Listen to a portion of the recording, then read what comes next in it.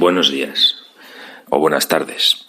Me llamo Gustavo Carracedo Cano y de los temas que han salido en el sorteo he decidido desarrollar el tema 6, por su importancia en la educación física, ya que los maestros de esta área tenemos que conocer las capacidades físicas básicas para poder trabajarlas en los diferentes juegos que planteen y así lograr los objetivos que el currículo propone. Lleva por título Capacidades físicas básicas, su evolución y factores que influyen en su desarrollo. El esquema que voy a seguir para la exposición de este tema es el siguiente. Comenzaré realizando una pequeña introducción del tema. Seguidamente, trataré de forma general las capacidades básicas para posteriormente definir una a una. Por último, hablaré de la evolución y los factores que influyen en el desarrollo de estas, así como se deben desarrollar en la etapa de primaria, y finalizaré con una conclusión acompañada de las referencias bibliográficas pertinentes. Como he explicado anteriormente, en primer lugar realizaré una introducción. La etapa de educación primaria forma parte de la enseñanza básica y es de carácter obligatorio y gratuito, según nos marca la Ley Orgánica 8 de 2013, conocida como LOMCE, para la mejora de la calidad educativa. La educación física tiene como finalidad principal desarrollar en las personas su competencia motriz, integrando conocimientos, procedimientos, actitudes y sentimientos vinculados a esta área. Esto aparece en el Real Decreto 126/2014. Por ello, la educación física ha de contribuir al logro de diferentes fines educativos, y donde las capacidades físicas básicas son imprescindibles para el movimiento y el juego motor, para lograr los objetivos y contenidos que se planteen. Las capacidades físicas evolucionan con la edad, y entre los 12 y los 18 años alcanzan un mayor desarrollo. No obstante, en la etapa de primaria se debe incidir en estas, pero no directamente. Debemos hacer que los alumnos comiencen a desarrollarlas, pero orientándolo a la salud, a la prevención de lesiones, a la valoración de la actividad física, entre otras cosas. A lo largo del tema veremos las diferentes capacidades físicas básicas, la evolución y los factores que influyen en el desarrollo de las mismas. Finalizada esta introducción, daré paso a desarrollar el primer epígrafe del tema, capacidades físicas básicas. Son cualidades, factores, potencialidades, recursos orgánico-corporales que tiene el individuo, según Cañizares y Carbonero en 2017. Por ejemplo, doblarse, hacer alusión a la flexibilidad, correr, a la velocidad. Estas capacidades, si se trabajan, se pueden mejorar con el fin de tener un organismo más sano.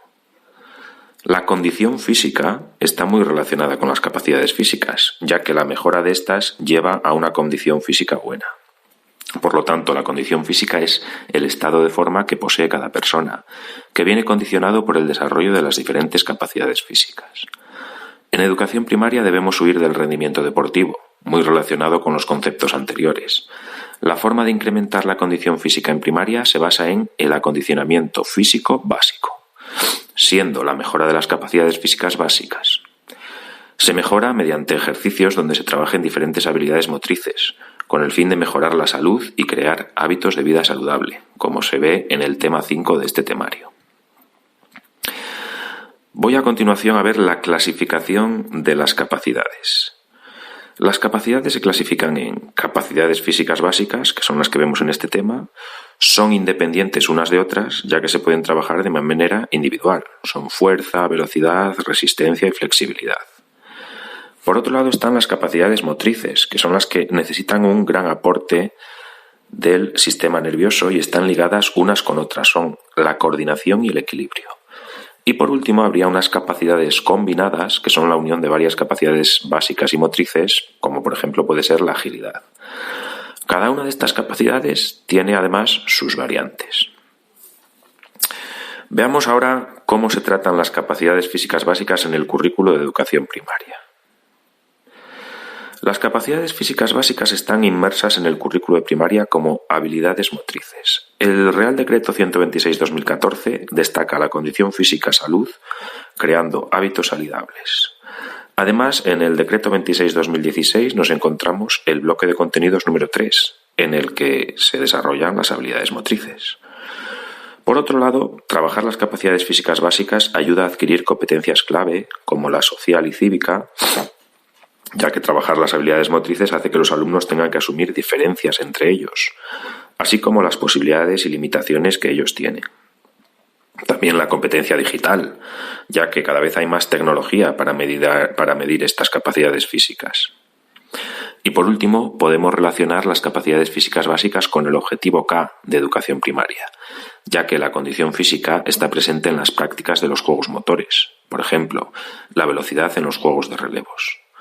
Una vez explicados los conceptos básicos para el desarrollo del tema, voy a explicar cada una de las habilidades físicas básicas, haciendo hincapié en su clasificación y la evolución, y también en los factores que influyen en su desarrollo. Comienzo con la primera de ellas, que va a ser la resistencia. La resistencia es la capacidad de realizar un esfuerzo en mayor o menor intensidad durante el máximo tiempo posible. En el ámbito escolar supone que los alumnos participen dinámicamente en los juegos que se les planteen. Clasificación de la resistencia. Podemos encontrar diversas clasificaciones de resistencia. Yo me voy a centrar en la clasificación de Anselmi en 2015, ya que es la más tradicional y es en base a la solicitud de oxígeno del organismo. Distinguimos resistencia aeróbica. Es la capacidad de mantener un esfuerzo de media intensidad durante un largo periodo de tiempo. Se realiza en presencia de oxígeno, por lo que hay un equilibrio entre el gasto y el aporte de oxígeno.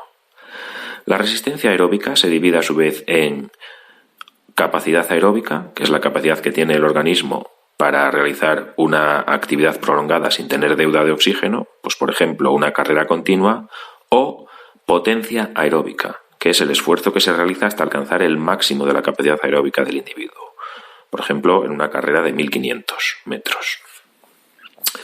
Después tenemos la resistencia aeróbica. Es la capacidad de mantener un esfuerzo de alta intensidad durante el mayor tiempo posible.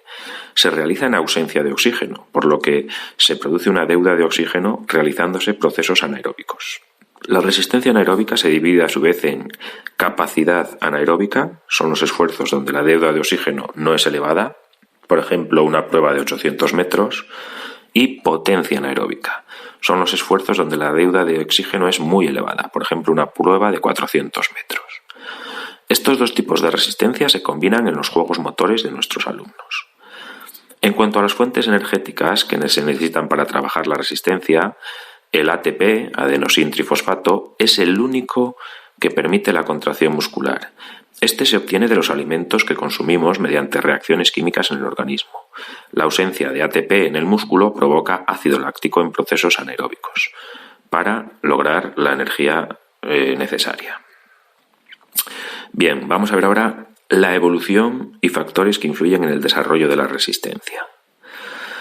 La debemos trabajar en educación primaria, pero hasta cierto punto. Lo más conveniente a trabajar es la resistencia aeróbica y dentro de ella la capacidad aeróbica. Se puede trabajar con juegos de carrera como carreras de relevos, juego de carrera como el pilla-pilla o con juegos relacionados con habilidades motrices. La resistencia anaeróbica no se debe trabajar en primaria para no forzar su organismo en pleno desarrollo y dejarlo recuperar libremente y con naturalidad. Por otro lado, debemos tender a la globalidad y no solo trabajar la resistencia aeróbica, ya que puede traer efectos negativos en otras habilidades como la velocidad.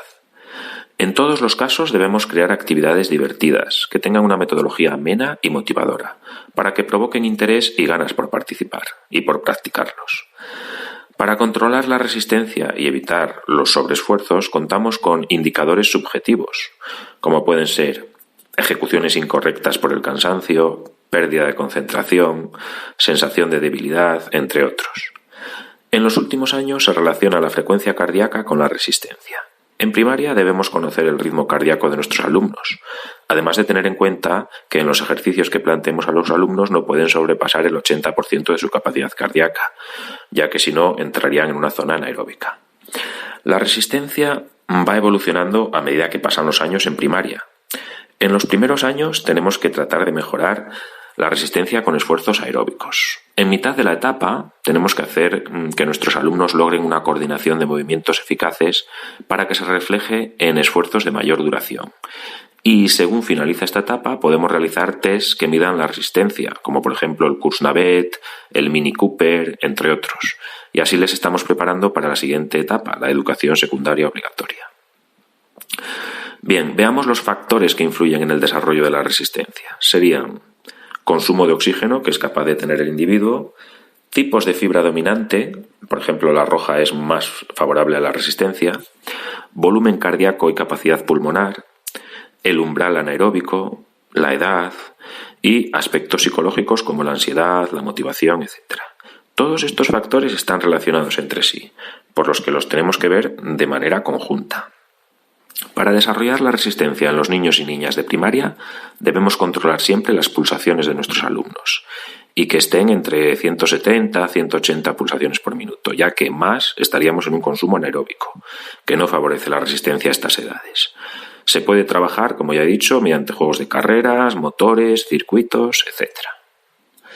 Bien, hasta aquí la resistencia. Paso ahora a hablar de otra capacidad, que es la fuerza.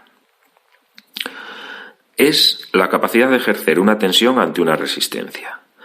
Además, es la principal fuente de movimiento y es la base del dinamismo corporal. Veamos la clasificación de la fuerza. Existen muchas clasificaciones en función de muchos factores. Yo voy a centrarme en la clasificación de contracciones más primitivas y la combinación de las contracciones. Las más primitivas. La isotónica.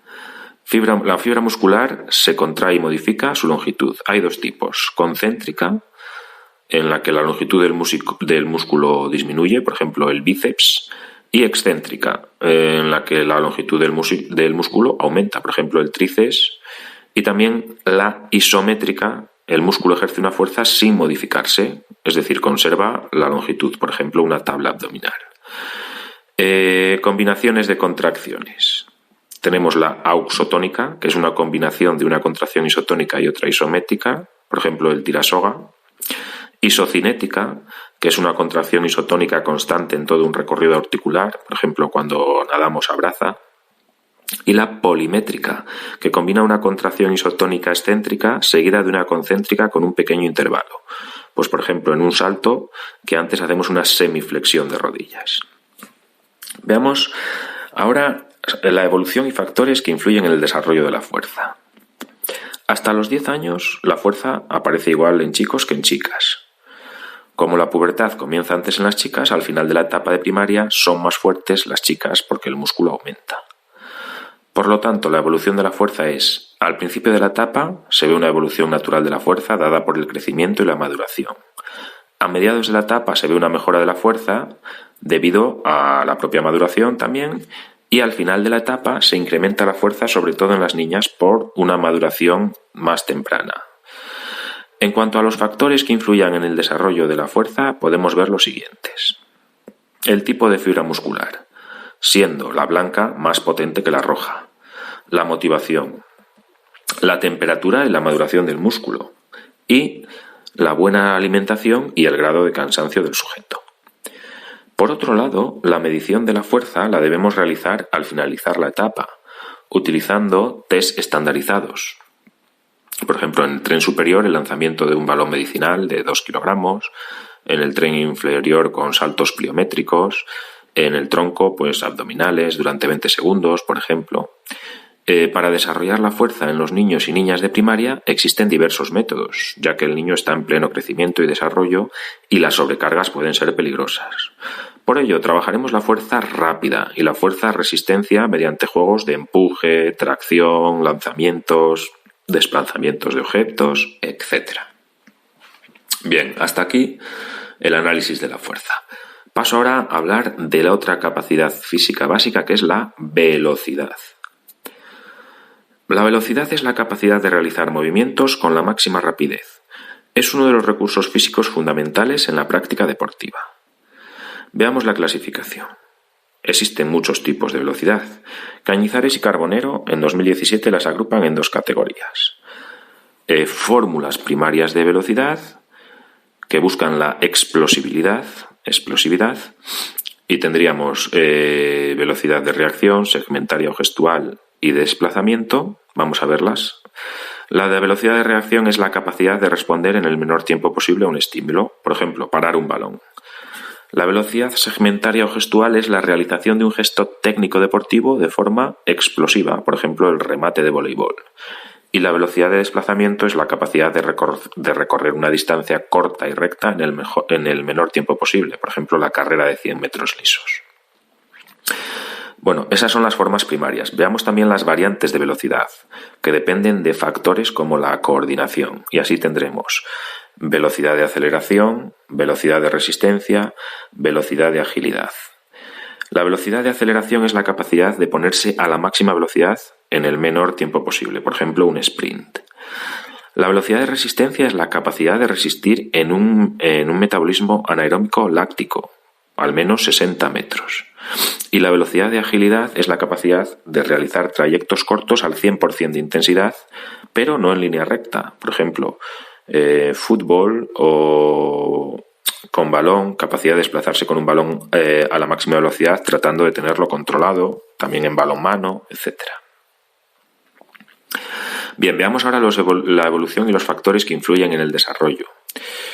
El desarrollo y la evolución de la velocidad se ven influenciados por el desarrollo del crecimiento y también por la maduración del organismo.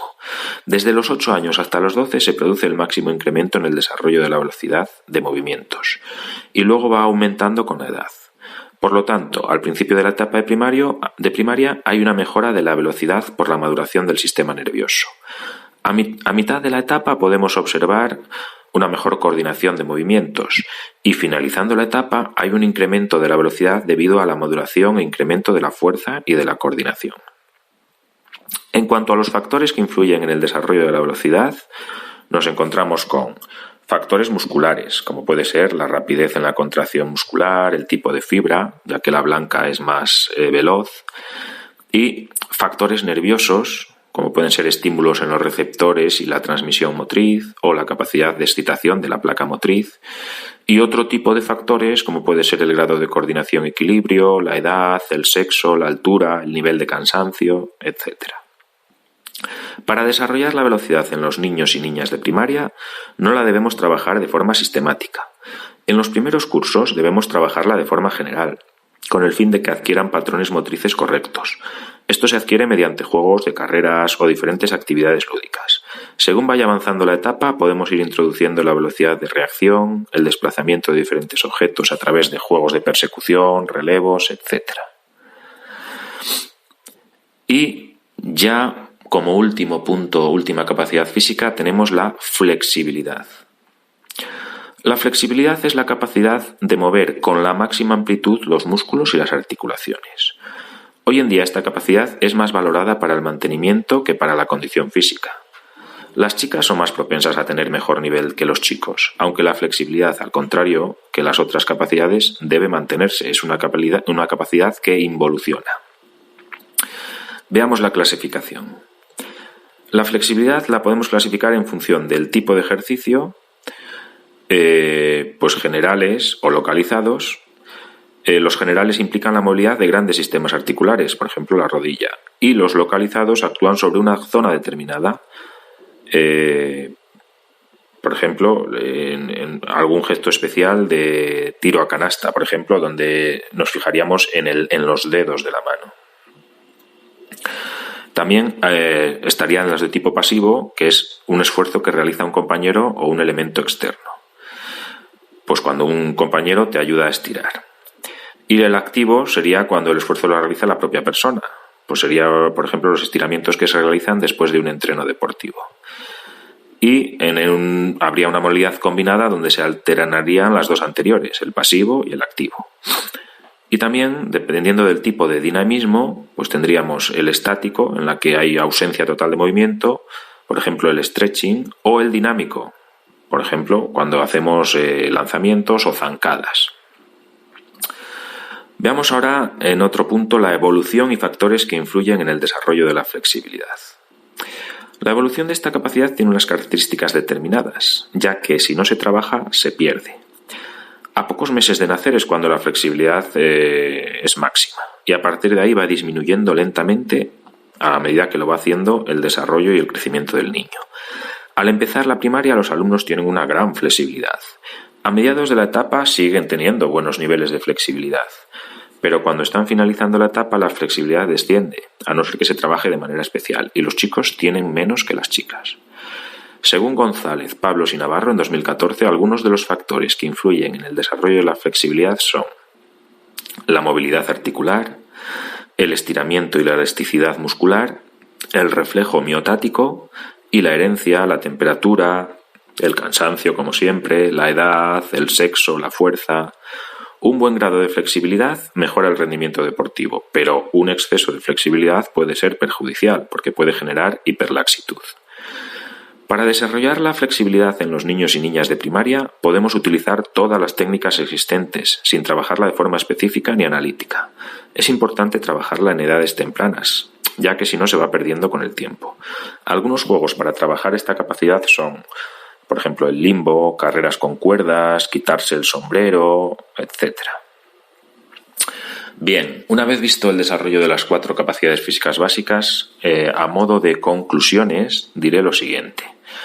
Para concluir este tema debo subrayar la importancia de trabajar las capacidades físicas básicas de manera general, en la etapa de primaria. Este tema se complementa con el tema 17 y el tema 18 del temario de oposición, siendo estos de más aplicación en primaria. Durante el desarrollo del tema hemos explicado las capacidades físicas básicas, cómo se incluyen en el currículo de primaria. Por otro lado, hemos explicado cada capacidad por separado, viendo sus clasificaciones, la evolución, los factores que influyen en su desarrollo, y de esta forma doy por concluido el tema, no sin antes hacer mención a unas referencias bibliográficas. En cuanto a la legislación, me centro en la ya citada LOMCE, Ley Orgánica 8/2013 de 9 de diciembre, el Decreto 126/2014 de 28 de febrero, por el que se establece el currículo básico de educación primaria, el Decreto 26/2016 de 21 de julio, por el que se establece el currículo y la implantación, evaluación y desarrollo de la educación primaria en Castilla y León. Y en cuanto a los autores recogidos, sería Anselmi en 2015, Preparación física, teoría y práctica, Cañizares y Carbonero en 2017, Enciclopedia para padres sobre actividad física, salud y educación en los niños, Pablos y Navarro, Entrenamiento deportivo, teoría y práctica.